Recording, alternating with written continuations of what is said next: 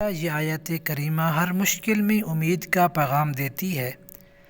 بسم اللہ الرحمن الرحیم، الحمد للہ رب العالمین والعاقبۃ للمتقین والصلاة والسلام علی رسول اللہ۔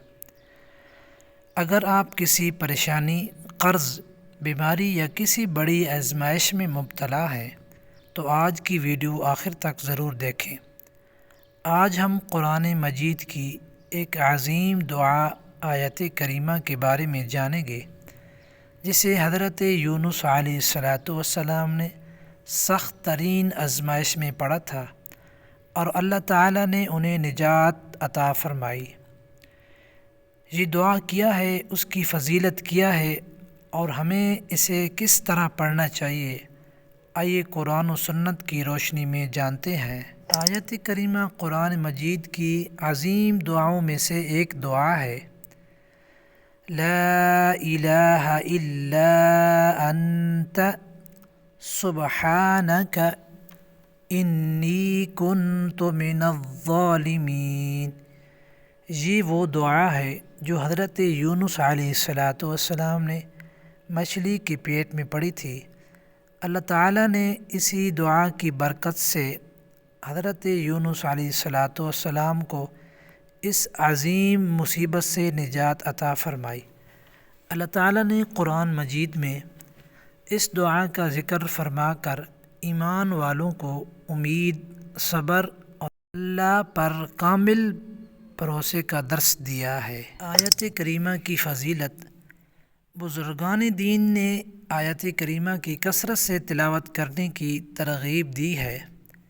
بہت سے اہل علم نے اس دعا کے مجرب ہونے کا ذکر کیا ہے، لیکن ہر دعا کی قبولیت صرف اللہ تعالیٰ کی مشیت سے ہوتی ہے۔ اس لیے آیت کریمہ کو اخلاص، یقین اور عاجزی کے ساتھ پڑھیں اور اپنی تمام جائز حاجات اللہ تعالیٰ کے سامنے پیش کریں۔ اللہ تعالیٰ اپنے بندوں کی دعاؤں کو سنتا ہے اور اپنی حکمت کے مطابق بہترین فیصلہ فرماتا ہے، اس لیے ہر حال میں اللہ تعالیٰ پر بھروسہ رکھیں، اس سے خیر کی دعا مانگتے رہیں۔ آیت کریمہ کے بارے میں ایک اہم حقیقت۔ بعض لوگ کہتے ہیں کہ یہ آیت کریمہ زیادہ نہیں پڑھنی چاہیے، یہ بہت گرم ہوتی ہے۔ قرآن مجید اور صحیح احادیث میں اس بات کی کوئی دلیل موجود نہیں ہے۔ آیت کریمہ اللہ تعالیٰ کی سکھائی ہوئی عظیم دعا ہے، اس لیے اسے محبت، ادب، اخلاص اور یقین کے ساتھ پڑھنا چاہیے۔ یاد رکھیں، دعا کی قبولیت صرف اللہ تعالیٰ کے اختیار میں ہے۔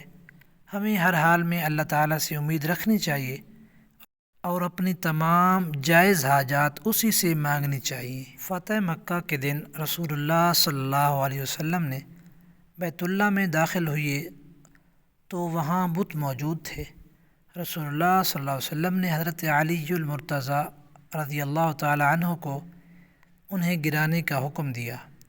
حضرت علی رضی اللہ تعالیٰ نے عرض کرنے لگے، یا رسول اللہ، آپ میرے کندھوں پر تشریف رکھیں، لیکن رسول اللہ صلی اللہ علیہ وسلم نے فرمایا، نہیں، بلکہ تم میرے کندھوں پر چڑھ جاؤ۔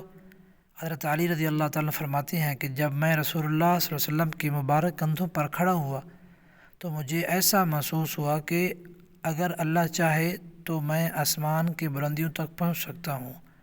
پھر میں نے بیت اللہ کے بتوں کو گرا دیا اور اللہ تعالیٰ نے اپنے گھر کو شرک کی علائشوں سے پاک فرما دیا۔ ہمیں کیا کرنا چاہیے اور ہمیں کیا سبق ملتا ہے اس آیت کریمہ سے؟ آئیے آخر میں یہ سنتے ہیں۔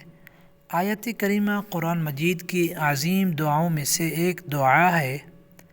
اسے اخلاص، عاجزی اور کامل یقین کے ساتھ پڑھیں اور اپنی ہر جائز حاجات صرف اللہ تعالیٰ ہی سے مانگیں۔ یاد رکھیں، دعا کے ساتھ توبہ، نماز، صبر اور نیک اعمال بھی بہت ضروری ہیں۔ اللہ تعالیٰ اپنے بندوں کی دعاؤں کو سنتا ہے اور اپنی حکمت کے مطابق بہترین فیصلہ فرماتا ہے۔ اللہ تعالیٰ ہمیں قرآن مجید کی دعاؤں کو سمجھنے، ان پر عمل کرنے اور انہیں اپنی زندگی کا حصہ بنانے کی توفیق عطا فرمائے۔ آمین یا رب العالمین۔